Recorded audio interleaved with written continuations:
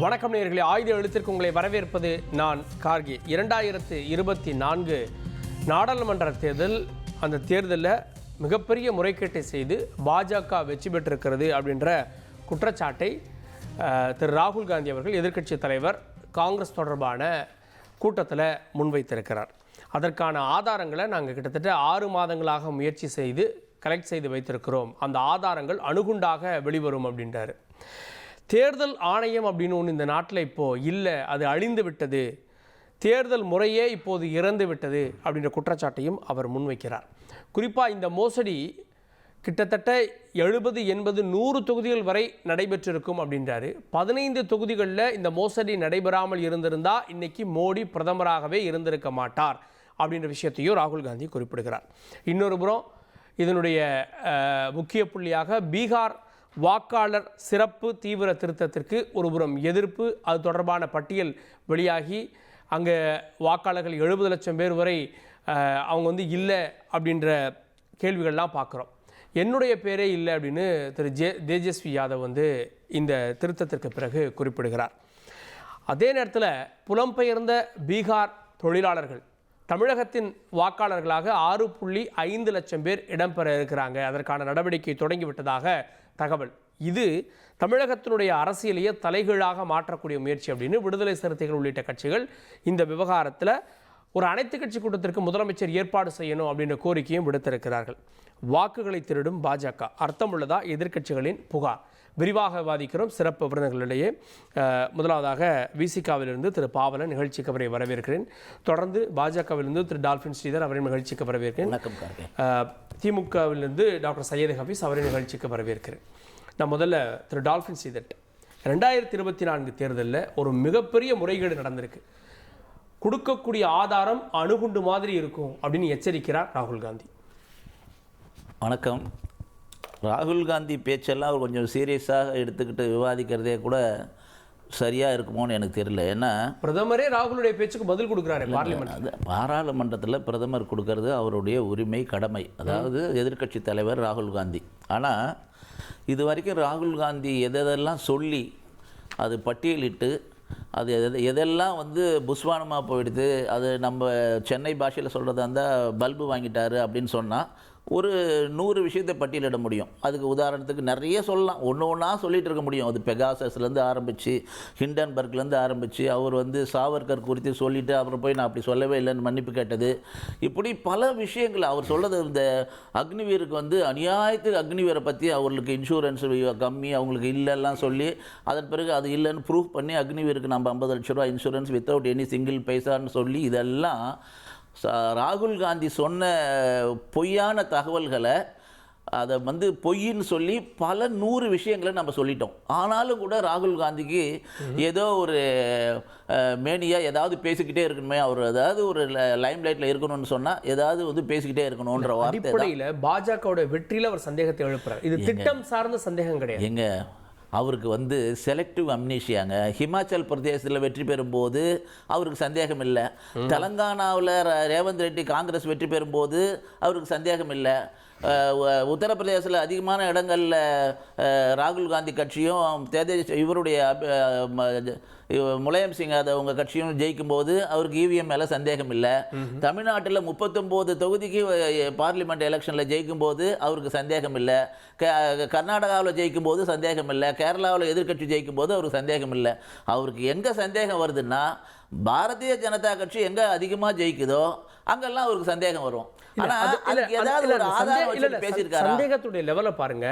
முதல்ல இவிஎம் மேல நம்பிக்கை இல்லைன்னு 1982 சொல்லிட்டு இருக்கவங்க இருக்காங்க.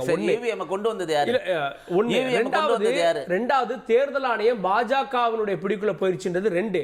மூணாவது இன்னைக்கு வாக்காளர்களை அங்கங்க மாத்தி இல்லாத வாக்காளர்களை சேர்த்து போலியாக வாக்காளர்களை வச்சு வெற்றி பெறாங்க. 3வது குற்றச்சாட்டு. ராகுல் காந்திக்கு ஒரு விஷயத்தை புரிஞ்சுக்கணும்.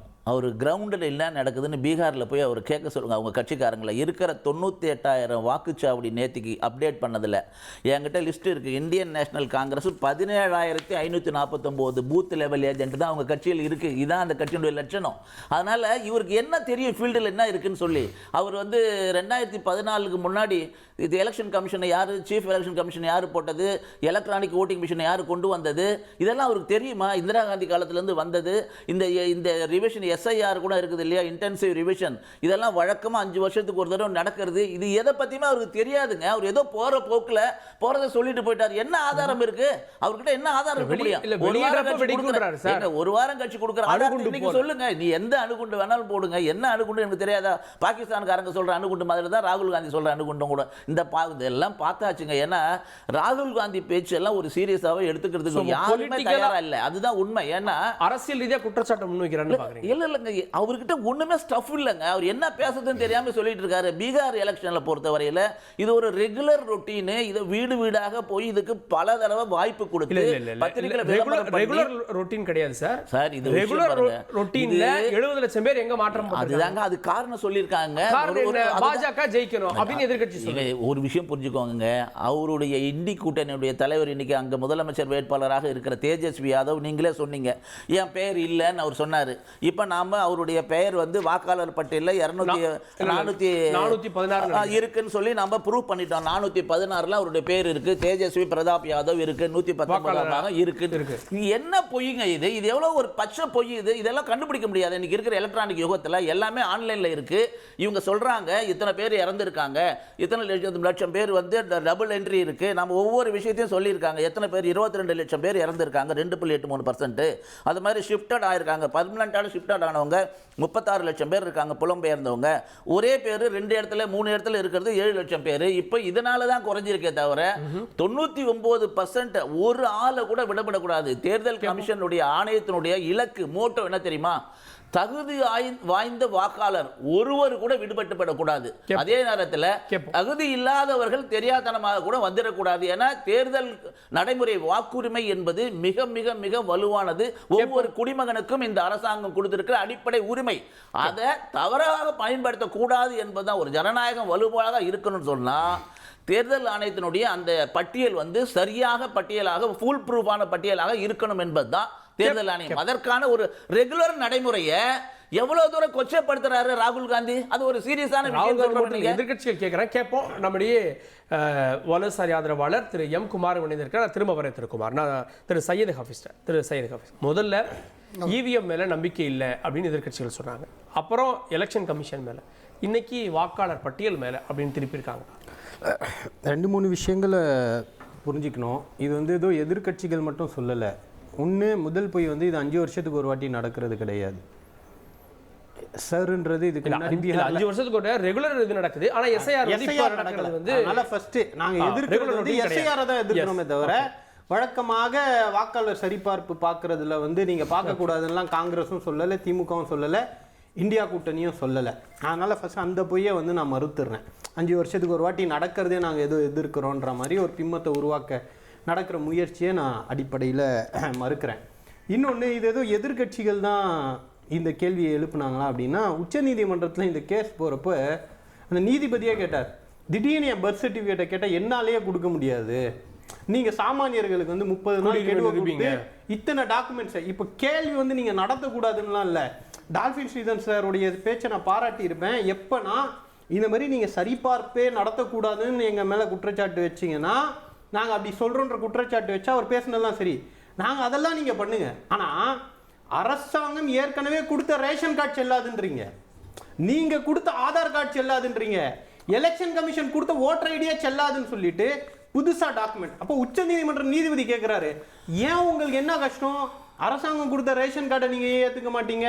அரசாங்கம் கொடுத்த ஆதார் கார்டை ஏன் நீங்கள் ஏற்றுக்க மாட்டீங்கன்ற ஒரு கேள்வியை எதிர்க்கட்சிகள் மட்டும் வைக்கல, வச்சது உச்சநீதிமன்ற நீதிபதியும் அந்த கேள்வியை கேட்கிறாரு. அப்ப இன் பிரின்சிபல் இதுல பிரச்சனை இருக்குன்றதுனால தான் இன்னும் தீர்ப்பு வழங்காமல் அந்த இது நிக்குது.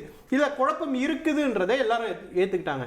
இப்ப எஸ்ஐஆர் நடந்துச்சுல்ல, இங்க இருக்கக்கூடிய பல மனிதர்களுடைய பேரை நீக்கிட்டீங்க. எந்த லட்சணத்துல இது நடந்திருக்குன்னா, ஒரு நாய்க்கு எஸ்ஐஆர் சர்டிபிகேட் வாங்கியிருக்கு சார்.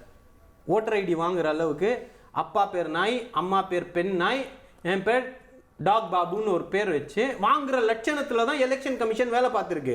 அப்ப இது ஏதோ இவங்க ஏதோ துல்லியமாக நேர்மையாக ஒரு அழகான அந்த நாய் வந்து ஓட்டு போட போதா?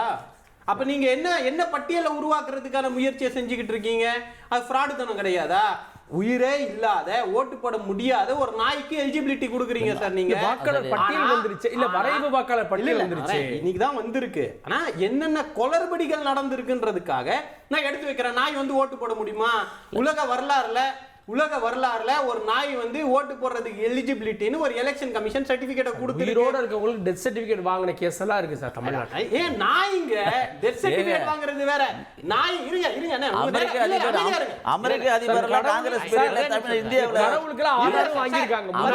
அமெரிக்க அதிபருக்கெல்லாம் வாக்குரிமை கொடுத்தது காங்கிரஸ் கட்சி ஆட்சியில. அமெரிக்க அதிபராக இருந்தவர்கள்லாம் இந்தியாவில் ஓட்டு உரிமை கொடுத்திருந்தாங்க. பதற்றப்படாதீங்க. ஓட்டு உரிமையை வந்து எந்த கட்சியும் கொடுக்காது. நான் எலெக்ஷன் கமிஷன் மேலதான் குற்றச்சாட்டு வைக்கிறேன்.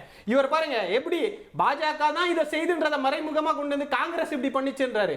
உங்களை மாதிரி எல்லாம் கிடையாது. பாஜக இது வேணா செய்யலாம். நான் நேரடியா எலெக்ஷன் கமிஷனுடைய கையாளனத்தனத்தை ப்ரூஃபோட பேசுறேன். அதை மறுங்க, இல்ல சரின்னு சொல்லுங்க, தப்புன்னு சொல்லுங்க. அதை விட்டு அமெரிக்க அதிபர்லாம் வந்து நீங்க மடைமாற்ற வேலை வேணாம். இப்ப ராகுலோட விஷயத்துக்கு வாங்க. ராகுல் சொல்றது ஒரு முறைகேடான தேர்தல், முறைகேடான தேர்தல் எல்லாத்துலயும் நடுவுல வந்து ஃபர்ஸ்ட் ரவுண்ட் தான் போயிட்டு இருக்கு. முதல் முறைகேடான பேசுறப்போ எனக்கு அத்தனை பாயிண்ட்ஸ் வந்துச்சு. நான் பொறுமையா இல்ல சொல்லுங்க. நான் ராகுல் சொல்றாரு இது ஒரு முறைகேடான தேர்தல் அப்படின்ற. இல்ல, முறைகேடான தேர்தல்ன்றதுக்கு சார் பீகார்ல நீங்க வந்து எலெக்ஷன் கமிஷன் நேர்மையா வேலை பார்த்து 65 லட்சம் பேர் போலியா இருக்காங்க சார். ஆனா மகாராஷ்டிரால மட்டும் 41 பேர் புதுசா வந்தா அது இயற்கையானது. புதுசா சேர்க்கப்படுறது மகாராஷ்டிரால இயற்கையானது. ஆனா பீகார்ல 60 லட்சம் பேர் வெளியேற்றுறது வந்து இயற்கையானதுன்ற இந்த குழப்பம் இருக்குன்னா இன்னும் வெளிப்படையாக எலெக்ஷன் கமிஷன் மேலதான் அந்த பொறுப்பு இருக்கிறது. எலெக்ஷன் கமிஷன் இன்னும் பொறுப்பா அந்த விஷயத்தை கையாளவில்லை. அவர் சொல்றாரு இன்னும் ஆதாரங்கள் இருக்கு காட்டுறேன்னு. இதை எங்கேருந்து நீங்க தொடங்கணும் அப்படின்னா எலெக்ஷன் கமிஷன் டிரான்ஸ்பரண்டா இருக்கணும்னு ஒரு பொதுநல வழக்கு உச்சநீதிமன்றத்துக்கு போய் உச்சநீதிமன்றம் ஒரு தீர்ப்பு தருது சார். நீங்க தான் நியாயமா நடக்கணும்ல எலெக்ஷன் கமிஷன். அப்ப எலெக்ஷன் கமிஷனருடைய தேர்வுல உச்சநீதிமன்ற நீதிபதி, எதிர்கட்சி தலைவர், அப்புறம் பிரதமர் இருக்கலாம் அப்படின்றப்ப உங்களுக்கு என்ன பிரச்சனை? எலெக்ஷன் கமிஷன் நேர்மையா இருக்க போது. அப்படி ஒரு எலெக்ஷன் கமிஷனர் வந்திருந்தால் ராகுலால பேசி இருக்க முடியுமா? அந்த குற்றச்சாட்டை வச்சிருக்க முடியுமா? அப்ப அதுக்கான இடத்தை கொடுத்தது யாரு? அவசர சட்டத்தை நிறைவேற்றுறதுக்கான உங்களுக்கு அவசரம் ஏன் வந்துச்சு? ஏன் திடீர்னு ராஜினாமா பண்றாங்க எலெக்ஷன் கமிஷனர்ஸ்? நீங்க சொல்ற பேச்சை கேட்கலன்னா உங்க சொந்தக்காரங்க வீட்டுல ரெய்டு பண்ணி நான் வேணாயா எலெக்ஷன் கமிஷன் விட்டுட்டு போற அசோக் லவாசாவுடைய வரலாறு என்ன?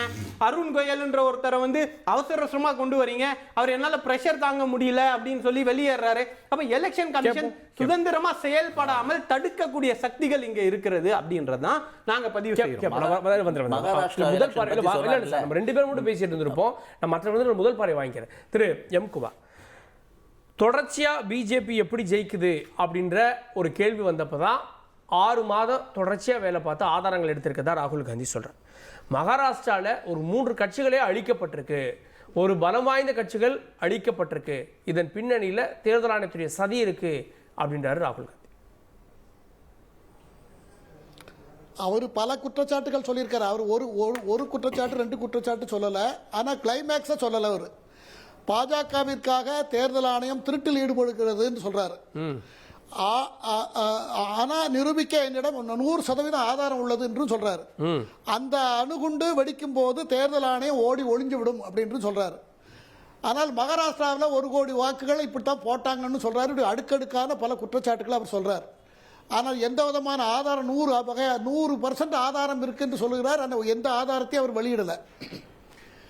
அப்போ நான் என்ன கேட்குறேன்னு சொன்னா, ஒரு அந்த அந்த தேர்தல் ஆணையம் எடுத்த கணக்கு மறு ஆய்வில் 65 லட்சம் பேர் ஒதுக்கி வைக்கப்பட்டிருக்கிறார்கள். அதில் 18 லட்சம் பேர் மாண்டு இறந்தவர்கள், 26 லட்சம் பேர் 36 லட்சம் பேர் புலம்பெயர்ந்தவர்கள், 7 லட்சம் பேருக்கு பல மல்டிபிள் கார்டு வச்சிருக்காங்க. ஸோ இப்படியெல்லாம் அதை தனித்தனியாக பட்டியலிட்டு ஒதுக்கி வைத்திருக்கிறார்கள். அப்போ இந்த கார்டின் பேரில் ஒரு தேர்தல் நடந்து இவங்கள பேரில் வேற யாராவது ஓட்டு போட்டால் அது ஜனநாயகத்துக்கு விரோதம் இல்லையா? நம்ம நாட்டினுடைய பீகார்ல 65 லட்சம் பேர் வந்து நீக்கப்படுறாங்க. ஆனா மகாராஷ்டிரால 41 லட்சம் பேர் சேர்க்கப்படுறாங்க. மகாராஷ்டிரால பாஜக கூட்டணி ஸ்வீப் ஏன் இருக்காது? அதுதான் சந்தேகம் எழுப்புறாரு சார். அதே இதை நீங்க முடிச்சு போடாதீங்க. இல்ல அதே இதை அங்க நீங்க அந்த ஓட்டு போட்டவங்க கார்டுல ஏதாவது கோளாறு இருந்தா தான் நீங்க கேட்க முடியும். அதை அந்த மாதிரிலாம் விடுபட்டிருக்குங்கிறத சேர்க்கறதுக்காக தானே மறு ஆய்வு பண்ணுறாங்க. கார்டை திரும்ப ரீசெக் பண்ணுறதே அதுக்கு தானே பண்ணுறாங்க. 11 ஆவணங்களை கொடுத்துருக்காங்க. 11 ஆவணத்தில் அந்த ஆதார் கார்டில் ரூபா நோட்டிலே நம்ம ரூபா நோட்டு நம்ம நம்பி தான் ரூபா நோட்டை அச்சடித்து ரிசர்வ் பேங்க் எல்லாம் விநியோகம் பண்ணிக்கிட்டு இருக்கு, நம்மளாம் பயன்படுத்திகிட்டு இருக்கோம். அந்த ரூபா நோட்டிலேயே கள்ள நோட்டு வரலையா? அதை போல் ஆதாரில் நிறைய ஊழல் இருக்கு என்று அரசுக்கு பல்வேறு வகையில் தகவல்கள் வந்ததின் அடிப்படையில் தான் அந்த ஆதார் கார்டு ரேஷன் கார்டு தவிர நீங்களாக 11 ஆவணங்களை தேர்தல் ஆணையம் சொல்லி இருக்கிறது. அந்த 11 ஆவணங்களில் பர்டிகுலராக பாஸ்போர்ட்டாக இருக்கட்டும், கடவுச்சீட்டாக இருக்கட்டும், அல்லது பேங்க் அக்கௌண்ட்டாக இருக்கட்டும், ஒரு சொத்து வாங்கிட்டு டாக்குமெண்ட்டாக இருக்கலாம், ஆபீஸ்ல வேலை பார்த்தா வேலை ஆதார் இருக்குல்ல சார், ஐடென்டி கார்டு இருக்கலாம், ஆதார் ரேஷன் கார்டுல இருக்கு அந்த 11ல. அது ஆதார் சார். நீங்க இந்த செந்தில் இதுல வந்த மாதிரி நீங்க கேக்குறீங்க. அந்த ஆதார்ல ப்ராப்ளம் இருக்குங்கிறதுனால தான் அதை மட்டும் அந்த ஆதார் சார், அந்த ஆதார் தான் தனி நபர் அடையாளம் அப்படின்னு சொன்னது இந்த அரசு சார். அதுதான் ரூபா நோட்டு. அப்ப இந்த அரசு திட்டத்துல ப்ராப்ளம் இருக்கு. கள்ள நோட்டு வாங்கி இருக்கத்தான் செய்யும் சார். என்னைக்கு ஒரிஜினல் வருதோ அன்னைக்கு டூப்ளிகேட் பண்றதுக்கு 10 பேர் தயாராகிறாங்க சார். இதெல்லாம் கள்ள நோட்டுக்காக நல்ல நோட்டெல்லாம் நிப்பாட்டிடுறோமா நம்ம ஒரே நாள்ல? கள்ள நோட்டு வர வரைக்கும் காத்திருக்கிறது இல்ல. நம்ம இல்ல ஏன் 500 ரூபாயெல்லாம் நம்ம 2015-14 பண்ணலையா? எதுக்கு பண்ணணும்? எதுக்கு பண்ணுனாங்க? கள்ள நோட்டு நடமாட்டத்தை தடுக்கிறதுக்கு தான், கருப்பு பணத்தை தடுக்கிறதுக்கு தான். கருப்பு பணம் டூப்ளிகேட் பண்றதுக்கு நம்ம நாட்டு அதான் கள்ள நோட்டு இருக்கு, இன்னைக்கு இருக்கு. அப்பப்போ கேஸ் பேப்பர்ல படிக்கலையா நம்மலாம்? ஆகையினால ஒரிஜினல் பண்ணும் போதே டூப்ளிகேட் பண்ணிடுற, அதனால நிறைய தவறு நடந்திருக்கு என்று அறியப்பட்டு தான் அவங்க எடுத்த கணக்கு பிரகாரம் தான் நான் சொன்னேன் 36 லட்சம் பேர் வெளி மாநிலத்துக்கு போனவங்க, 18 லட்சம் பேர் செத்து போனவங்க கார்டுன்னு இருக்கு. அதை மிஸ்யூஸ் பண்ணிடக்கூடாதுங்கிறதெல்லாம் இவ்வளவு நன்மை நடந்திருக்குல்லவா? அப்போ நீங்க அதை எடுத்துக்காம நீங்க வந்து ஓட்டு போடுறவங்கல தான் எந்த கட்சிக்கு யார் ஓட்டு போட போறாங்களோ அதுல எத்தனை பர்சன்டேஜ் வருதோ அவங்க ஜெயிக்க போறாங்க. சரி சரி, இதை ஏன் நாடாளுமன்ற தேர்தல்ல இருந்து ஃபாலோ பண்ணல? ஏன் திடீர்னு பீகார்ல இருந்து தொடங்குது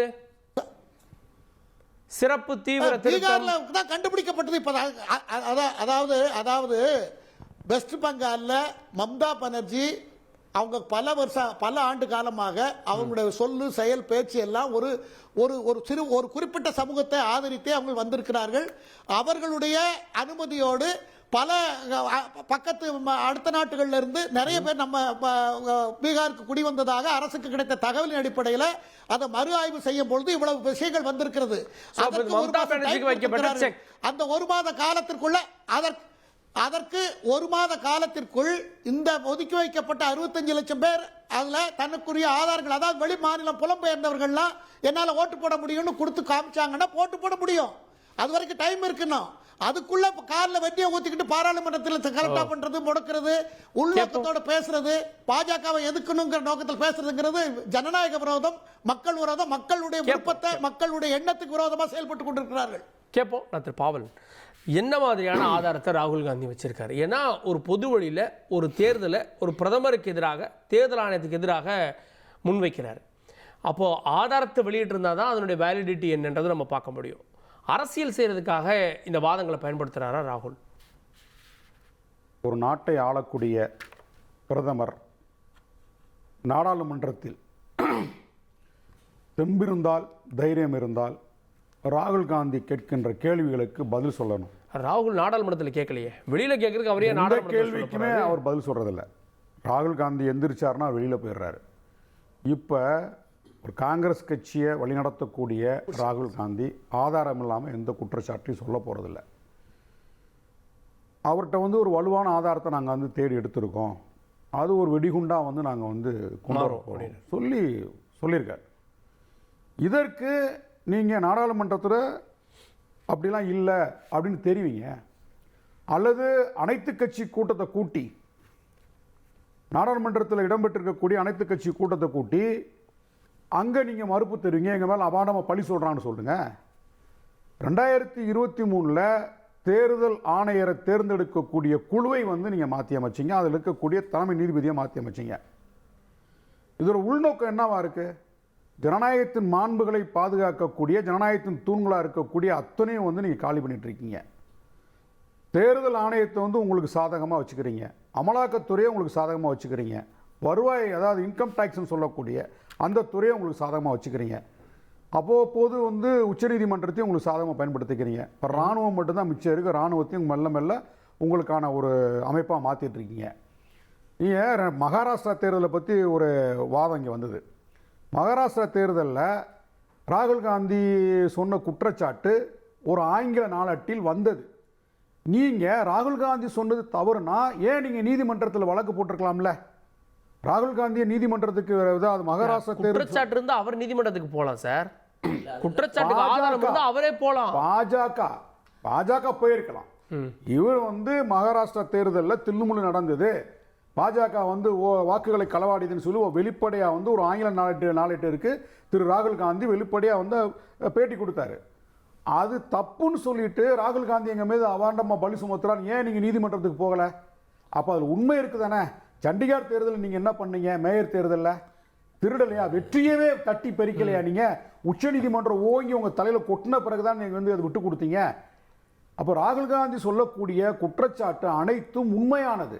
நீங்கள் வந்து அது பொய்னா வந்து நாடாளுமன்றத்தில் விளக்கம் கொடுங்க, அல்லது நீதிமன்றத்தில் விளக்கம் கொடுங்க. இப்போ வந்து காங்கிரஸ் சார்பாக வந்து உச்சநீதிமன்றத்தில் வழக்கு போட்டிருக்காங்க. பீகார் தேர்தல் சம்பந்தமாக 65 லட்சம் வாக்காளர்களை வந்து நீக்கக்கூடாதுன்னு சொல்லிட்டு நீதிமன்றத்துக்கு போயிருக்காங்கல்ல. நீங்கள் நீதிமன்றத்தில் சொல்லுங்க, சொல்றதுக்கு உங்கள்கிட்ட ஏதாவது டேட்டா இருக்கா? சார் இந்த கேஸே நீதிமன்றத்துக்கு போகல சார். நீதிமன்றத்தில் தொடங்கி இருந்தா பரவாயில்ல. பொது வழியில் வைக்கிற குற்றச்சாட்டு இது ஆதாரம் கொடுத்தா நீதிமன்றத்துக்கு போகும். உங்களுடைய தேர்தல் ஆணையத்திற்கு உச்சநீதிமன்றம் இப்போ என்ன நல்ல தலையில வந்து நச்சுன்னு கொட்டியிருக்கா இல்லையா? ஏன் இந்த தேர்தல் ஆணையம் வந்து ஒரு தேர்தல் நடத்தக்கூடிய அந்த கடமை வந்து தேர்தல் ஆணையத்துக்கு இருக்கு. அப்போ தேர்தல் ஆணையமே வந்து முறைகேடை வந்து கடைபிடிக்கும் போது இந்த நாட்டின் வந்து மிகப்பெரிய ஒரு அதிகார வலிமையாக இருக்கக்கூடிய ஜனநாயகத்தின் தூணாக இருக்கக்கூடிய உச்சநீதிமன்றம் கண்டிச்சிருக்கா இல்லையா? இதுவே வந்து உங்களுக்கு பெரிய வந்து அவமானம் தானே. உச்சநீதிமன்ற வழிகாட்டுதல் இருக்கா இல்லையா? நீங்க வந்து தேர்தல் வாக்காளர் அடையாள அட்டையே செல்லான்னு என்ன அர்த்தம்? 2021 தேர்தலில் அன்றைக்கு வாக்களித்தவர்கள் மட்டும்தான் வாக்களிக்கணும். 2025க்கு தேர்வு செய்யப்பட்ட அந்த வாக்காளர் பட்டியலில் நாங்கள் வந்து தேர்வு செய்யப்பட்டவர்கள 65 லட்சம் பேர் வந்து நாங்கள் நீக்குவோம் அப்படின்னா இது என்னது? அதுக்கு காரணம் இருக்குல்ல சார். அதுல 35 லட்சம் பேர் பிற மாநிலங்களுக்கு இடம்பெயர்ந்து விட்டார்கள். இறந்தவங்க புலம்பெயர்ந்தவங்க போக எஞ்சி இருக்கக்கூடியவர்களுக்கு அதுல ஃபேக் டாக்குமெண்ட்ஸ் இருக்கு. கூடிய உரிமையை கொடுக்கணுமா கொடுக்க கூடாதா? ஒரு எலெக்ஷன் எலெக்ஷன் கமிஷன் என்ன சொல்லுது? ஒரு ஆள் கிளைம் பண்ணல. மாஸ் இன்க்ளூஷன், மாஸ் டெலிஷன் கிடையாது. மாஸ் டெலிஷன் கிடையாது. இந்த அதாவது என்ன ஒருபோதும் அதாவது வந்து தேர்தல் ஆணையம் என்ன ஒவ்வொரு முறையும் ஒவ்வொரு தேர்தல் காலகட்டத்தில் என்ன சொல்றாங்க? வாக்காளர்களை வந்து அதிகப்படுத்தணும், அனைவரும் வாக்களிக்கணும், எல்லோரும் வாக்களிக்க வாங்க, அதுதான் ஜனநாயகம், உங்களுக்கு ஜனநாயக கடமை வந்து நிறைவேற்றுங்க, அப்படிதான் மக்களுக்கு வந்து அறிவிப்பு கொடுக்குறாங்க.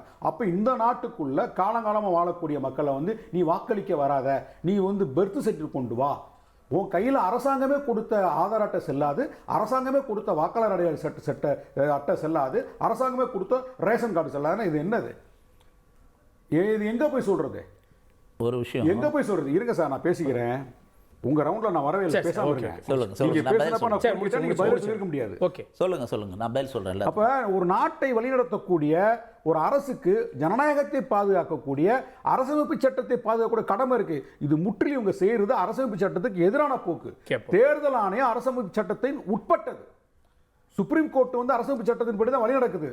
அப்ப தேர்தல் ஆணையம் இன்றைக்கு தவறாக நடக்கிறது என்று உச்சநீதிமன்றமே வந்து கண்டிச்சிருக்கு. அப்ப அரசமைப்பு சட்டத்திற்கு எதிரான ஒரு போக்கை தேர்தல் ஆணையம் கடைபிடிக்கும் போது அதை பாஜக எப்படி ஆதரிக்குது? அதனால சொல்றோம், தேர்தல் ஆணையம் உங்க கட்சியோட ஒரு கிளையா இருக்குது. அதாவது திரும்ப திரும்ப ஒரே பொய்யை வந்து திரும்ப சொல்லிட்டு இருந்தா அது உண்மையை போன்ற ஒரு தோற்றத்தை பெறும்னு தான் கோயபல்ஸ் தியரி. ஒரே நிமிஷம், அதுதான் கோயபல்ஸ். திரும்ப ஒரே பொய்யை தேர்தல் ஆணையம் எங்கேயும் வந்து சுப்ரீம் கோர்ட் வந்து பெரிய அப்படியே வந்து குட்டு அப்படிலாம் அதாங்க. ஆதார் அட்டை நீங்க ஏதாவது வச்சிருக்கீங்களா? பின்னாடி பார்த்துருக்கீங்களா? ஆதார் அட்டையில் பின்னாடி என்ன போட்டிருக்குன்னு பாருங்க. இது வந்து அடையாளம் தானே, அடையாள அட்டை தானே தவிர இது சிட்டிசன்ஷிப் குடியுரிமைக்கான அட்டை இல்லைன்னு ஒவ்வொரு ஆதார் அட்டையிலும் பின்னாடியே போட்டுருக்கு. சார் இது வரைக்கும் வாங்கின வாக்காளர் அடையாள அட்டையெல்லாம் குடியுரிமையை செக் பண்ணி கொடுத்தாங்களா? என்னதுங்க? இதுவரை வாங்கின வாக்காளர் அடையாள அட்டை தாங்க இப்போ வந்து திடீர்னு குடியுரிமை கேட்குறீங்க சார். 20 பாருங்க, எலெக்ஷன் கமிஷனுக்கு சட்டபூர்வமான உரிமை இருக்கிறது. அது ஒவ்வொரு பீரியாடிக்கலாக அவர்கள் வந்து அவங்க ரிவிஷனாக பண்ணலாம், ஸ்பெஷல் ரிவிஷன் பண்ணலாம். சார் இது ஒரு நாம்ஸா இருந்தா பரவாயில்ல சார், திடீர்னு வருது. இல்லைங்க, இருக்குங்க. அதனுடைய செக்ஷன் 213 ஆஃப் வந்து ஆர்பிஏ அதில் இருக்குது. ஆர்டிகல் 324(1) இருக்குது, ஆர்டிகல் 325. இதில் எல்லாத்துலேயுமே அரசாங்கத்தில் அனுமதி இருக்குது எலெக்ஷன் கமிஷன் சுதந்திரமாக செயல்படுறதுக்கு. அதே நேரத்தில் அவங்க எந்தெந்த வந்து அதிகமான சந்தேகம் வருதோ அந்த நேரத்தில், தேவைப்படுற நேரத்தில் அங்கே எஸ்ஐஆர் போன்ற ரிவிஷன் வந்து தேவைப்படும் போதெல்லாம் அவர்கள் செய்யணும். ஏன்னா ஒரே நேரத்தில் தவறானவர்கள் வாக்களிப்பதற்கான வாய்ப்பை கொடுக்கக்கூடாதுன்னு. உடனே மகாராஷ்டிரா பற்றி தம்பி சொன்னார். மகாராஷ்டிரா தேர்தலில் ஜூன் மாதம் 26ஆம் தேதி வந்து மகாராஷ்டிரா டிஸ்மிஸ் பண்ணது ஒரு பெட்டிஷனை. இது மாதிரி 75 லட்சம் வாக்காளரில் அதிகமாக சேர்த்துட்டாங்கன்னு. அப்போ அவங்க அந்த கோர்ட்டினுடைய ஜட்ஜி என்ன சொல்கிறார் தெரியுமா? மகாராஷ்டிராவோட ஜட்ஜி அவர் சொல்கிறாரு, இது வந்து gross abuse of the process of law அப்படின்னு அவர் சொல்கிறார். யார்? ஜட்ஜி சொல்கிறார். இது உங்களுக்கு வேலை இல்லையா? இதில் என்ன ப்ரூஃப் இருக்குது? இது ஒரு கேஸுன்னு கொண்டு வந்திருக்கேன்னு டிஸ்மிஸ் பண்ணியிருக்காரு. அதனால் இது ராகுல் காந்தியை பொறுத்த வரையில் இது ரெகுலர் ப்ராசஸா, இது என்னன்னு அவருக்கு உண்மையிலே புரியல. நாடாளுமன்ற தேர்தலில் அந்த மாநிலத்தில் அதிகமா இந்த கூட்டணி வெற்றி பெறுங்க, அப்படியே அடுத்து நடக்கக்கூடிய சட்டமன்ற தேர்தல் அப்படியே தலைகீழா மாறும். ஆமாங்க, இது பாராளுமன்றத்துக்கு தனியாகவும் சட்டமன்றத்துக்கு தனியாகவும் உள்ளாட்சி தேர்தலுக்கு தனியாகவும் அந்த சிந்திப்பாங்க. பாராளுமன்ற தேர்தலுக்கு பிறகு மகாராஷ்டிராவில் பல நல திட்டங்களை வந்து செஞ்சிருக்கிற அந்த அரசாங்கம் மக்கள் மனசுல இடம் பிடிச்சிருக்காங்க. மக்கள் மாறி இருக்காங்க. தேவையில்லாம நம்ம வந்து இந்த கட்சிக்கு ஓட்டு போட்டுட்டோமே மக்கள் மனம் மாறி இருக்காங்க. இந்த கட்சிக்கு வந்தா மட்டும்தான் ஒழுங்கா வந்து நாடு காப்பாற்றப்படும் தெரிஞ்சிருக்காங்க. டபுள் இன்ஜின் சர்க்காருடைய பலனை அனுபவிச்சிருக்காங்க. அதனால மீண்டும் கொண்டு வந்திருக்காங்க. ரெண்டு கட்சியை உடைச்சு இன்னும் ரெண்டு கட்சிகள் உருவாக்கப்பட்டது சார். அதை வச்சுதான் ராகுல் கேட்கிறாரு. அது யார் பலமான எங்களுடைய கூட்டணி தோற்கடிக்க வைக்கப்பட்டதுன்ற. காலையில எந்திரிச்சது மதியானமும் சாயந்தரமும் கட்சியை உடைக்கிறதா வேலை? எங்க எங்களுக்கு ஆட்சி நடத்துறதுக்கு வேலை இருக்கு. 24 மாநிலங்களில் நாங்க ஆட்சியும் கூட்டணி ஆட்சி நடக்குது. யார் என்ன பேச முடியும்? அதாவது ராகுல் காந்தியை பொறுத்த வரையில நேற்றுக்கு கூட ஒரு விஷயம் சொன்னாருங்க. என்ன சொன்னாரு? ட்ரம்ப் வந்து சொல்லிட்டாரு இந்தியாவில் வந்து பொருளாதாரம் செத்து போயிடுதுன்னு சொல்லிட்டாரு. ஆமாம், அவர் தான் எங்கே இருக்குதுன்னு இவர் கேட்குறாரு. யார்? ராகுல் காந்தி. அடுத்த 5வது நிமிஷமே ராகுல் காந்தியுடைய கட்சியில் இருக்கார் இல்லையா, சசி தரூர், அவர் என்ன சொல்கிறாரு? இந்தியா பொருளாதாரம் அப்படிலாம் கிடையாது, மிகப்பெரிய வலுவாக இருக்குது, உலகத்துக்கே உயர்ந்த இடத்துல இருக்குன்னு அவர் சொல்கிறாரு. அவர் மட்டும் கிடையாது, இன்னொருத்தர் அவருடைய கட்சியில் இன்னொருத்தர் இருக்காரு. காங்கிரஸுக்குமே சண்டை போயிட்டு இருக்கு. இன்னொருத்தர் இருக்காரு, சவான் ஒருத்தர் இருக்காரு, அவரும் சொல்லியிருக்காரு. அதாவது உண்மை என்னன்னு யார் ராகுல் காந்திக்கு தெரியாதுங்க. உலக லெவலில் இருக்கிற இன்டர்நேஷனல் மானிட்டரி ஃபண்டில் இருக்கிற எக்கனாமிக் க்ரோத் எது அதிகமாக வந்திருக்குன்னு பார்த்தா இந்தியா வந்து 6.4 பர்மனெண்ட்டாக வந்திருக்குன்னு சொல்கிறாங்க. ஆனால் அமெரிக்கா 1.4 கூட இல்லை. அமெரிக்கா வந்து அதை என்டாஸ் பண்றாரு ராகுல் காந்தினா, ராகுல் காந்திக்கு என்ன அடிப்படை உரிமை இருக்கு, என்ன புரிதல் இருக்குன்னு கேக்குறேன். சையது ஹபீஸ், அனைத்து கட்சி கூட்டம் ஒன்று கூட்டணும், 6.5 லட்சம் வாக்காளர்கள் தமிழகத்துக்கு வர்றாங்க, இது தமிழ்நாட்டுடைய அரசியலை தலைகீழாக மாற்றிடும் அப்படின்னு விசிக உள்ளிட்ட கட்சிகள், நாம் தமிழர் உள்ளிட்ட கட்சிகள்லாம் அதை பற்றி கோரிக்கைகள் எடுக்கிறாங்க. என்ன முடிவு எடுக்குது? இல்லை, அது இன்னும் விவாதிக்கப்பட வேண்டிய ஒரு விஷயம். பட் ஆனால் இதில் ஒரு நல்ல விஷயம் என்னென்னா, 20 ஆண்டுகளாக பாஜக கூட்டணி ஆட்சி செய்து கொண்டிருக்கக்கூடிய பீகாரில் வேலை வாய்ப்பு இல்லை, அங்கே வந்து பசி பட்டினி சுகாதாரம் இல்லை, கல்வி இல்லைன்றதுக்காக தமிழ்நாட்டை நோக்கி அங்கே இருக்கக்கூடிய மக்கள் வந்து இடம்பெயர்றாங்கன்றது வந்து பாஜகவுடைய ஆட்சியுடைய லட்சணத்தை காட்டுது. அது ஃபஸ்ட்டு ஒரு பாசிட்டிவான ஒரு விஷயம் இந்த அரசாங்கத்துக்கு. தமிழ்நாடு இந்த திராவிடத்தை இவங்க எதெல்லாம் திட்டிகிட்டு இருக்காங்களோ அந்த திராவிடத்தை நோக்கி, அந்த திராவிடம் ஆண்டு கொண்டிருக்கக்கூடிய மாநிலத்தை நோக்கி உங்களுடைய 20 ஆண்டு கால ஆட்சியிலிருந்து மக்கள் விலகி இங்கே வராங்கன்றதை நீங்கள் புரிஞ்சுக்கணும். இதனால் இருக்கக்கூடிய எலக்டோரல் பாலிடிக்ஸ்ன்றது கொஞ்சம் சிக்கலானது தான். ஏன்னா நம்முடைய நாட்டில் வந்து வெளிநாடு சைனாலாம் பார்த்திங்கன்னா நீங்கள் ஒரு மாகாணத்துலேருந்து இன்னொரு மாகாணத்துக்கு குடிபெயர்கிறதுக்குன்றது நிறைய சிக்கல்கள் இருக்குது. ஆனால் இங்கே அப்படி கிடையாது. 370 371 போன்ற ஷரத்துகள் இருக்கக்கூடிய அந்த மாநிலங்களை கடந்து வேறு எங்கேயும் யார் வேணாலும் எங்கே வேணாலும் ஓட்டர்ஸை மாற்றிக்கலாம், டொமிசைலை மாற்றிக்கலாம் அப்படின்ற சட்டம் இருக்கிறதுனால அது இருக்குது. இது வந்து ஒரு கான்ஸ்டிடியூஷனல் ப்ராப்ளம். இது நம்ம சும்மா மேம்போக்காலாம் பேச முடியாது, இது ஆழமாக பார்த்து பேச வேண்டியது. ஆனால் அண்ணன் சொல்லும்போது காங்கிரஸ் கட்சியிலேருந்தே வந்து ராகுல் பேசின 5 நிமிஷத்தில் திருப்பி பேசுகிறாங்கன்னு, சுப்பிரமணிய சுவாமின்னு ஒரு பாரதிய ஜனதாவோட எம்பி இருந்தார். அவர் தொடர்ந்து 6 வருஷம் ராஜ்யசபாவில் இருக்கும்போது மோடிக்கும் அரசாங்கம் நடத்தவே தெரியாது, இந்த பாஜக அரசாங்கத்துக்கு பொருளாதாரமே தெரியாதுன்னெலாம் வேற சொல்லிட்டு இருந்தார். நாங்களும் இப்படிதான் சிரிச்சோம். அப்படி அவரும் சிட்டிங் எம்பியா இருக்கிறப்பதாங்க பேசினாரு. அவர் ராஜ்யசபால சிட்டிங் எம்பியா இருக்கும் போது பேசினாரு. எக்ஸ் இல்ல, நானும் சிட்டிங் தான் கார்த்திக் சொல்றேன். சிதம்பரம் உங்க ஊர் கார்த்திக் சிதம்பரம் சொல்றாரு, தமிழ்நாட்டுக்காரு. அண்ணா, அவரு நானும் எஸ்ஐ தான். அதானே சொல்றேன். அதான் சொல்றேன். நீங்க சொல்றது அப்ப நீங்க இதை விவாதிப்போம். நீங்க இப்போ இதை ஏத்துக்கிட்டவங்க சுப்பிரமணிய சாமி சொல்றது ஏத்துக்கோங்க அப்படின்ற சொல்றேன். அளவுகளை மாத்தி வைக்காதீங்க. ஓகே, இன்னொன்னு நாங்க எதையும் மாத்தல. இல்ல அதுதான் நாங்க சொல்றோம். உங்களுக்கு வரப்ப ராகுல் ஓகே ஸ்ரீ ஸ்ரீதர் இத பாஜக எப்படின்னா சரி. கருத்தை மக்கள் கிட்ட போய் சேர்க்காம தடுக்கிறதுக்கு சரி, சொல்லுங்க, ரன்னிங் சொல்லுங்க. கமெண்ட்ரி அடிக்கிறது. சொல்லுங்க, இப்ப சொல்லுங்க. பாத்தீங்களா 4 பேர் பேசணும், இவர் மட்டும் தான் இந்த மாதிரி பிஹேவ் பண்ணுவார். இதான் பாஜக. இதேதான் எஸ்ஐஆர்லயும் பண்றாங்க. நாங்க சொல்றதுதான் அடம் பிடிச்சு நாங்க சொல்றதுதான், நீங்களா சொல்றது கேட்க முடியாது. பாராளுமன்றத்துல விவாதம் நடத்தல. நான் கேக்குறேன், இந்த 35 லட்சம் பேர் நீக்கிட்டாங்கன்னு ஒன்று சொல்றீங்க. அந்த 35 லட்சம் பேர் எங்கெங்க போனாங்க? தமிழ்நாட்டுக்கு 6 லட்சம் பேர் வந்திருக்காங்க. அது சரியா பொறுத்திருந்தது. 35 லட்சத்துல அது இல்ல. 35 லட்சம் கடந்து டெட்னு முடிவு பண்ணி காட்டிட்டாங்க. நான் கேட்கறது என்னன்னா, இதே 11 ஆவணங்களை வைத்துக்கொண்டு தான் நீங்கள் மகாராஷ்டிரால 41 லட்சம் பேருக்கு கொடுத்தீங்களா? இதே 11 ஆவணங்கள் வைத்துக்கொண்டு தான் அந்த நாய்க்கு வாக்களிக்கக்கூடிய வாய்ப்பை உருவாக்கி கொடுத்தீங்களான்ற கேள்வியை தான் கேட்குறோம். இங்கே நாங்கள் வந்து எஸ்ஐஆர் வேணான்னு சொல்லவே இல்லைங்க, நல்லா புரிஞ்சுக்கோங்க. நீங்கள் எஸ்ஐஆருக்காக கேட்கக்கூடிய டாக்குமெண்ட்ஸ் தவறானதாக இருக்குதுன்றதான் கேட்குறோம். இவ்வளோ ஆண்டுகளாக மகாராஷ்டிரால கடைபிடித்ததை ஏன் இந்த வாட்டி கடைபிடிக்கலன்னு கேட்குறோம். ஆனால் இவங்க வந்து அதுக்கு முன்னாடி இருந்தால் பாஸ்போர்ட்டுன்றாங்க. சார், இந்தியாவில் எத்தனை பேர்கிட்ட சார் பாஸ்போர்ட் இருக்குது? 7% பேர்கிட்ட தான் பாஸ்போர்ட் இருக்குது. சரி, பாஸ்போர்ட் எப்படி வாங்கியிருப்பான்னா இந்த டாக்குமெண்ட்டை வச்சு தான் வாங்கியிருப்பான். இப்போ உங்களுக்கு இந்த டாக்குமெண்ட், பொதுவாக எலெக்ஷன் கமிஷனுடைய வேலை என்ன தெரியுமா? உனக்கு ஓட்டு போடக்கூடிய அதிகாரம் உரிமை இருக்கா இல்லையான்னு பார்க்கறது தான். அது எப்படின்னா, அரசாங்கம் இவன் என்னுடைய குடிமகன் ஒரு டாக்குமெண்ட்டை கொடுக்கும். அந்த டாக்குமெண்ட்டை வச்சுக்கிட்டு நான் 18 வயதை பூர்த்தி செய்து விட்டேன், எனக்கு வேற எந்த தொகுதியிலையும் எந்த வார்டுலையும் ஓட்டு கிடையாது, எனக்கு இங்கே மட்டும் ஓட்டு போடுறதுக்கான இது கொடுங்க அப்படின்னு சொல்லி ஃபார்ம் 6 ஃபார்ம் 7லாம் கொடுக்குறப்ப அதை ஆய்வு செய்கிறது தான் எலெக்ஷன் கமிஷனோட வேலை. ஆனால் இவங்க அதையும் கடந்து உள்துறை அமைச்சகத்துடைய வேலையை எடுக்கிறாங்க. நீ குடியுரிமை இருக்கா இல்லையான்னு ஒரு அரசாங்கத்துடைய தேர்தல் ஆணையத்துக்கு அதிகாரம் இருக்கு, அது வரைக்கும் பண்ணது இல்ல. ரேஷன் கார்டு இருந்துச்சுன்னா அது நாங்க கான்செப்ட் ஆஃப் டெமோக்ரஸின்றது அண்ணன் சொன்ன மாதிரி இன்க்ளூசிவ். நீங்க இப்போ பொதுவா இருக்குல்ல, இதுவரையும் இருந்த நடைமுறை. நான் வந்து தொகுதியில களத்துல வேலை பார்த்துருக்கேன். நீங்க போய் ஒரு இறந்தவர் கூட, இப்போ இந்த தொகுதியில் எனக்கு தெரியும் இந்த வார்டில் இவர் இறந்துட்டாரு, இவர் பேர் ஓட்டர் ரோலில் இருக்கு அப்படின்னு நான் போய் சொன்னேன்னா அதை ஏற்றுக்க மாட்டாங்க. டாக்குமெண்ட் எடுத்துட்டு, ஏன்னா இந்தியாவுடைய எலெக்ஷன் கமிஷனுடைய வேலை எப்படி இருந்திருக்குன்னா, டாக்குமெண்ட் கொடுத்தாதான் நீக்குவேன்னு சொல்லிட்டு இருந்ததை இன்னைக்கு நீ ரேஷன் கார்டு கொடுத்தாலும் நான் நீக்குவேன், நீ ஆதார் கொடுத்தாலும் நான் நீக்குவேன், நானே கொடுத்த ஓட்டர் ஐடி கொடுத்தாலும் நிக்குவேன் அப்படின்ற ஒரு சிஸ்டமை கொண்டு வர்றது தான் அந்த சிஸ்டமை எதிர்க்கிறோம். அதை விட்டுட்டு இது மாறி இருக்கா இல்லையான்னு சொல்லுங்களேன்.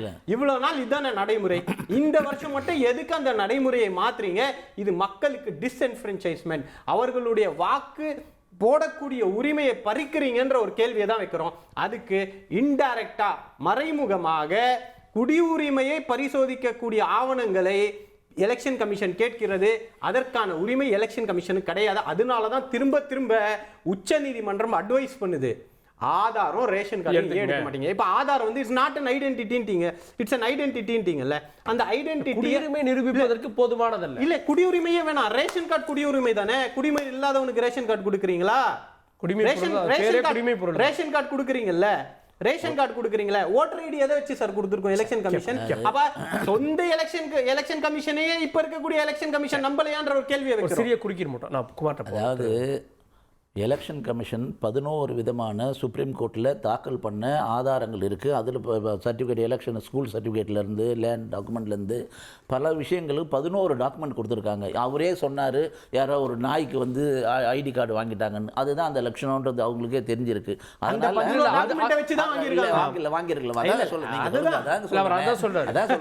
அதாவது இந்த மாதிரி நிறைய கொலரிபிகேஷன்லாம் நடந்து முக்கியமான தேர்தல் ஆணையர் டிஎன் சேஷன் பேர்லேயே ஓட்டை 3 இருந்தது எல்லாம் நமக்கு தெரியும். சிவாஜி கணேசன் அவர்கள் ஓட்டு போட போகும்போது அவருக்கு ஓட்டு உரிமை மறுக்கப்பட்டது, இல்லைன்னு அவர் பேர் இல்லைன்னு சொன்னது. இது மாதிரி பல விஷயங்கள் நடந்ததை தடுக்கிறதுக்காக தான் ஒரு ஃபுல் ப்ரூஃபான ஒரு ஓட்டர் லிஸ்ட் வேணும். வாக்காளருடைய பட்டியல் வந்து மிக மிக சரியாக இருக்கணும், சரியான நபர் சரியான குடியுரிமை உள்ளவர் வாக்களிக்கணும். இல்ல இப்போ ஒருத்தர் கூட வாக்காளர் பட்டியலிருந்து விடுபடல சரியான நபர்கள். இல்ல அதுதாங்க சொல்றேன், ஒவ்வொரு தடவையும் வாக்காளர் பட்டியலை சரி பண்ணணும். ஏன்னா BLA 2ன்னு சொல்லி ஒவ்வொரு அரசியல் கட்சிக்கும் அதிகாரம் கொடுத்திருக்காங்க. எதுக்குன்னு சொன்னா இறந்து போனவங்க, மைக்ரேட் ஆனவங்க, இவங்க எல்லாம் சரி பண்றதுக்காக தான் இந்த வேலையே. ஆனா ஒரு அரசியல் ஒரு புகார் கூட வரலங்க, 0 புகார், ஒரு புகார் கூட. வாய்ப்பு கொடுத்தாச்சுங்க, வாய்ப்பு கொடுத்த பிறகு ஒரு புகார் வரல. இப்பயும் வாய்ப்பு கொடுக்கிறோம், இப்பயும் 15 நாள் வாய்ப்பு கொடுக்கிறோம். இது வந்து ஃபைனல் இல்ல, திரும்பவும் ஏற்றுக்கொள்ளப்படணும். ஒரு ஆளு கூட விடுபட கூடாது, எல்லாரும் சேர்த்துக்கொள்ளணும் தான். அது இன்க்ளூஷன் தான் எலெக்ஷன் கமிஷனுடைய மோட்டோ.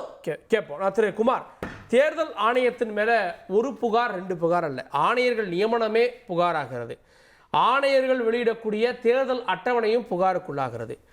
தேர்தல் அட்டவணைக்கு பிறகு பிரதமர் பேசினாரு, ஆனால் கட்சி தலைவருக்கு நோட்டீஸ் அனுப்புனீங்க அப்படின்ற விவகாரமும் புகாராகிறது. இப்போ வாக்காளர் பட்டியல் வரை புகாராகி இருக்கிறது. இந்த புகார்களுடைய தொடர்ச்சி அதிகமாக இருக்கப்போ ஆணையத்துடைய செயல்பாடுகளை கவனிக்க வேணாமா சார்? அதாவது ஆகாத மனைவி கால்பட்டால் குற்றம் கைப்பட்டால் குற்றம் என்று கிராமத்தில் சொல்லுவார்கள். இங்கே எதிர்க்கட்சிகள் எல்லாம் சேர்ந்து ரவுண்டு கட்டி கொண்டு இந்த அரசாங்கத்தினுடைய வீரியமான செயல்பாட்டை குறைக்கணும், இந்த மக்கள் அவங்க மேலே வச்சிருக்கிற அபிப்பிராயம் அவங்களுக்கு குறையணுங்கிறதுக்கு இதை ராகுல் காந்தி மூலமாக இதை பயன்படுத்தி கொண்டிருக்கிறார்கள். ஏனென்று சொன்னால் 36 லட்சம் பேர் புலம்பெயர்ந்திருக்கிறார்கள். அவர்கள் என்ன ஆனார்கள் என்பதற்கு இன்னொரு 15 நாள் 1 மாதம் டைம் கொடுத்துருக்காங்க. 18 லட்சம் பேர் இறந்து போயிட்டாங்க. இறந்து போனவங்க ஓட்டு வேணுங்கிறதுக்காக இவங்க எப்படி போராட்டம் நடத்துறாங்க? இறந்து போனவங்க ஓட்டு இப்போ இவங்களுக்கு என்ன, இவங்க எதுக்கு வேணும்? இறந்து போனவங்க திரும்ப வந்து ஓட்டு போட முடியுமா சார்? ஆக 7.5 லட்சம் ஓட்டு ஒரு பல மல்டிபிள் கார்டு வச்சிருக்காங்க 7.5 லட்சம் பேர். ஆக இப்படியெல்லாம் இருக்கிறத இவங்க கண்டுபிடிச்சிருக்காங்களா? தேர்தல் ஆணையத்துக்கு தேசிய விருது கொடுக்கணும், இந்த எதிர்கட்சி கொடுத்துருக்கணும் நியாயமா. இந்த தேர்தல் ஆணையம் தான் நாங்கள் 60 வருஷமா நாங்கள் இதெல்லாம் செய்ய தவறிட்டோம், இந்த தேர்தல் ஆணையம் வந்து இதை இவ்வளோ கண்டுபிடிச்சி 1 மாதத்துக்குள்ளே இதெல்லாம் கண்டுபிடிச்சிருக்காங்களே அவங்கள. ஏன்னா அதில் வந்திருக்கிற ஓட்டு மைனாரிட்டிஸ் ஓட்டு எல்லாமே 30% மைனாரிட்டிஸ் ஓட்டுன்னு சொல்கிறாங்க. அந்த 30 மைனாரிட்டி ஓட்டு பாஜக ஓட்டு போட்டு போகிறாங்க. ஏன் இப்படி பயப்படுறாங்க? அப்போ இவங்களுக்கு பொய் சொன்னாலும் அது பொருத்தமாக சொல்ல தெரியல. தமிழ்நாட்டுக்கு வாங்க, 6.5 லட்சம் ஓட்டுன்றாங்க. ஒரு குடிமகன் காஷ்மீர்லேருந்து கன்னியாகுமரி வரைக்கும் அவன் குடியிருக்க, வாழ, தொழில் செய்ய, வழிபாடு செய்ய அரசியல் சாசனம், அம்பேத்கர் எழுதிய அரசியல் சட்டம் அதிகாரம் வழங்கி இருக்கிறது. அவங்க அங்கே ஏன் இருக்கா? தேர்தல் என்பது 5 வருடத்துக்கு ஒரு முறை வருகிறது. அந்த காலகட்டத்தில் அவங்க எந்த மாநிலத்தில் ஒரு 6 மாதமோ 1 வருஷமோ 3 மாதமோ இருந்தாங்கன்னா அவங்க தன்னுடைய அட்ரஸை மாற்றி தனக்கு ஒரு இடம்னு அமைச்சு வாடகைக்கோ அல்லது சொந்தமாகவோ வாங்கி இருந்தாங்க என்று சொன்னால் அவருக்கு அந்த கார்டை கொடுத்து அங்கே ஓட்டு போடுவதற்கு அதுதான் நம்ம நாடு, இந்த நாடு தான் நமக்கு சாப்பாடு போடுகிறது, எல்லாம் நம்ம பாரத நாட்டுக்குள்ளே தானே இருக்கிறது என்று ஒரு எந்த மாநிலத்தை சேர்ந்தவரும் இருந்தாலும் அவரும் அங்கே இருக்கணும், அவர் ஓட்டுரிமையை செலுத்தணும் என்பதற்காகவே 1949 அண்ணல் அம்பேத்கர் எழுதின சட்டத்தில் அதற்கான வழிகள் வகுக்கப்பட்டிருக்கிறது. இதை கேள்வி எழுப்புறதுக்கு திருமாவளவனுக்கு இதெல்லாம் தெரியுமா என்னன்னு எனக்கே புரியல.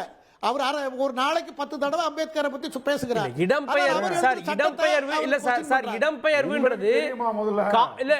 இடம்பெயர்வுன்றது பொருளாதார சூழலாலோ அரசியல் சூழலாலோ கால சூழலாலோ திட்டமிட்ட இடம்பெயர்தல் இருக்கா அப்படின்ற ஒரு கேள்வி இருக்குல்ல சார். மகாராஷ்டிரா இந்த குற்றச்சாட்டுலாம் வருது. தேர்தல் வந்து ஒரு மாநில சார் இல்ல, மகாராஷ்டிரா கொஞ்சம் இருங்க நான் சொல்றேன். மகாராஷ்டிராவில் ஆதார் கார்டு ரேஷன் கார்டுல பிரச்சனை அப்ப எழல. இங்க வந்து இப்ப புதுசா ரூபா நோட்டு அச்சடிக்கிறது போல இப்ப பெரிய இதை வச்சு இதை பயன்படுத்தி தேர்தலை சீர்குலைக்கணும், இந்த நாட்டு அரசாங்கத்தை சீர்குலைக்கணுங்கிற சதி நடந்திருக்கிறது சார். நீங்க இதெல்லாம் நீங்க கண்டுக்காமலே நீங்க விவாதம் பண்ணிட்டு இருக்கீங்க. இதுக்கு பின்னால பெரிய சதி இருக்கிறது. இல்லன்னா செத்து போனவங்க ஓட்டு போடுறதுக்கு இல்லன்னு சொல்லிட்டு ஏன் ராகுல் காந்தி போராட்டம் நடத்தணும்? செத்து போனவங்க ஓட்டு மட்டும் இல்ல, உயிரோட இருக்கவங்க ஓட்டு இல்ல.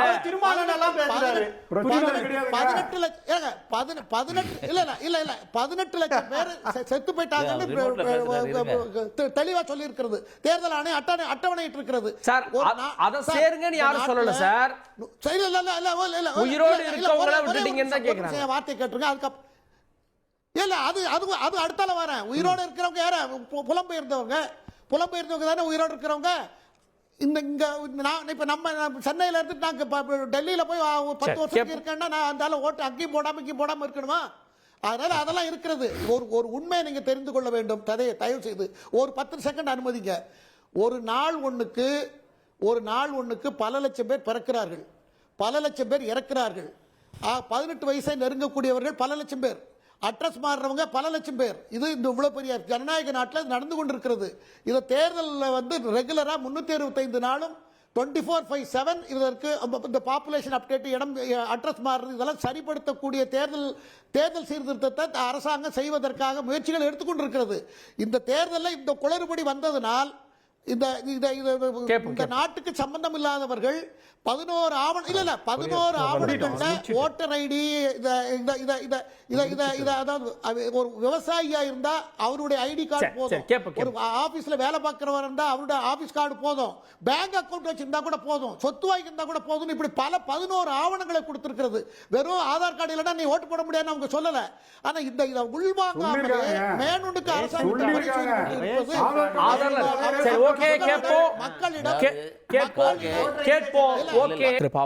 ஒருவர் ஒரு நாட்டில் எங்க வேணா இருக்கலாம், அவருக்கான சான்றிதழ் வாங்கிக்கலாம், ஓட்டு போடலாம். ஆனா அதனால அரசியல் தலைகீழா மாறிடும்னு என்ன அடிப்படையில் திருமாவளவன் சொல்றார்? முதல்ல குமார் அவர்கள் சொன்னதுக்கு நான் ஒரு மறுப்பு தெரிவிச்சுக்கிறேன்.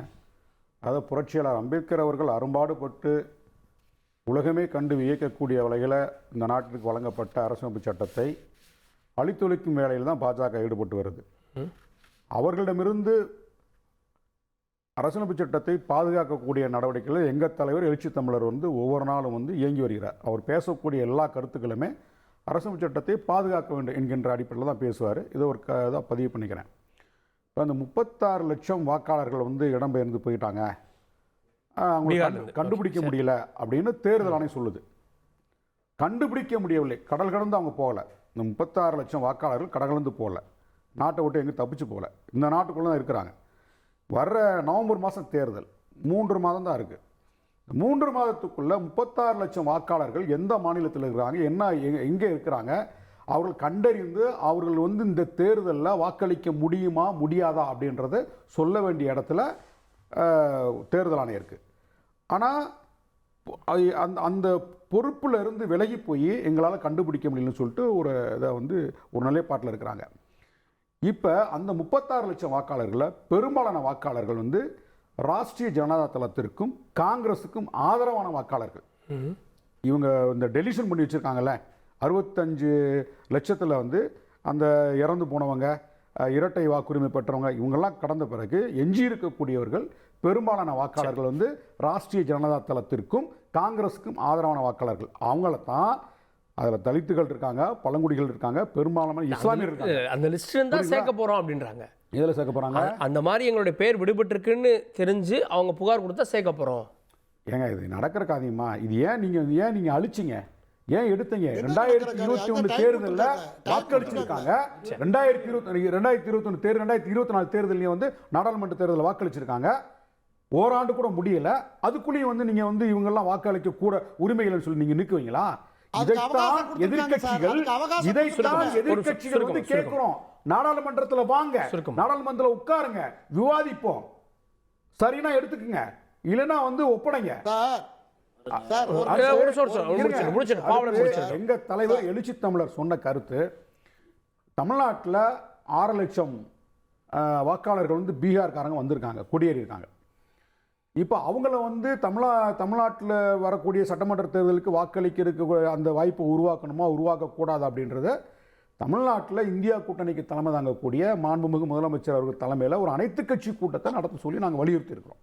எங்கள் தலைவர் வந்து கோரிக்கை வச்சிருக்கிறாரு. இல்லை, அதில் என்ன நியாயம் இருக்குன்ற ஒரு கேள்வி என்னன்னா, நீங்கள் இந்த நம்ம மாநிலத்தை சேர்ந்தவங்க தமிழ்நாட்டில் இருந்து எவ்வளோ பேர் வந்து மும்பையில் இருக்காங்க, தமிழ்நாட்டில் இருக்கிறாங்க, அங்க வந்து எம்எல்ஏவை தேர்வு செய்யக்கூடியவங்க தமிழர்கள் இருக்கிறாங்க. இப்போ நாங்கள் எடுத்தெடுப்பிலேயே இதை வந்து தமிழ்நாட்டு சூழல் வேறு, தமிழ்நாடு முழுக்க முழுக்க இந்தியாவிலிருந்து பிற மாநிலங்களிலிருந்து வேறுபட்டு நிற்குது.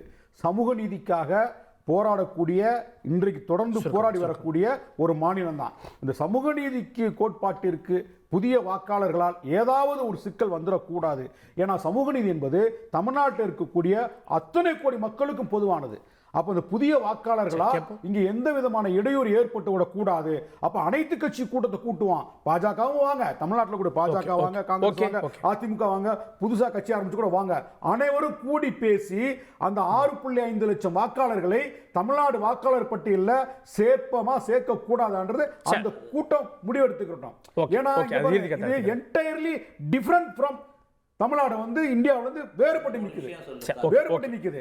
நீங்க வந்து வட இந்தியாவில் இருக்கக்கூடிய பாஜக வாக்கு அறுவடை செய்திருக்கின்றது. அந்த மென்டாலிட்டியில இங்க இருக்கக்கூடிய பீகார்காரங்க அதே பாஜக மைண்ட் செட்ல தமிழ்நாட்டுல வாக்களிக்க கூடாது, அந்த ஆபத்துல இருந்து தடுத்து நிறுத்துறது. உங்களுக்கு பிரச்சாரம் இல்ல சார், நீங்க அவங்கடையும் பிரச்சாரம் பண்ணலாம், கோரிக்கை அதுக்கு தடை இல்ல. அனைத்து ஒரே நீங்க சொல்ற 6.5 லட்சம் ஓட்டுல 50% சிறுபான்மையினரும் தலித்துகளும் தான்.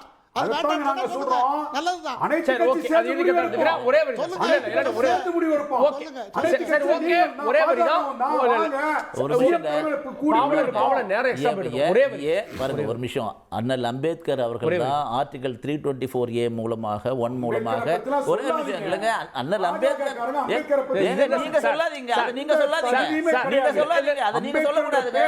அம்பேத்கர் கொள்கைக்கு எதிராக நடந்துட்டு அம்பேத்கர் பேரை சொல்லக்கூடாது.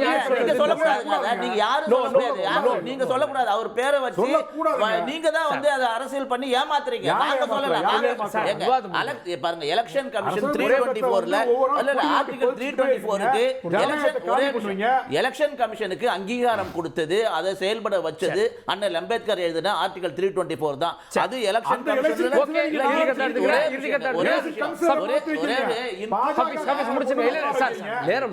புரிஞ்சுங்க.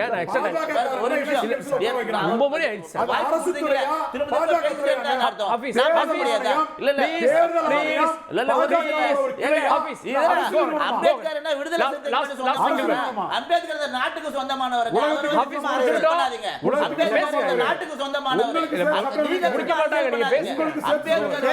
நாட்டு மக்கள் பாருங்க. இது வரைக்கும் அவர் பேசிட்டே இருந்தாரு, பேசுறது அடுத்த நாட்களும் பேசலாம். 10 லட்சம் போலி ரேஷன் கார்டு தமிழ்நாட்டுல ஐடென்டிஃபை பண்ணிருக்காங்க 2 வருஷத்துல. போலி ரேஷன் கார்டு கொடுத்திருக்கோம். 10 லட்சம் போலி ரேஷன் கார்டு. அப்ப ரேஷன் பாருங்க, அரசாங்கம் சரி, ஓகே. அப்படி இருந்தா அதை நம்ம அடுத்த வாரமா தொடரலாம், பொறுத்திருந்து பார்க்கலாம். வாக்காளர் பட்டியல் திருத்தம் மூலமாக வாக்குகளை திருடுகிறது பாஜக என்ற குற்றச்சாட்டு அரசியலுக்கானதா, ஆதாரம் இருக்கான்றதை பொறுத்து பார்க்கலாம். வார்த்தை இந்த விருதுகளுக்கு நன்றி. பார்த்து உங்களுக்கும் நன்றி நேயர்களே. தொடர்ந்து இணைந்தீர்கள் தந்தி தொலைக்காட்சியுடன்.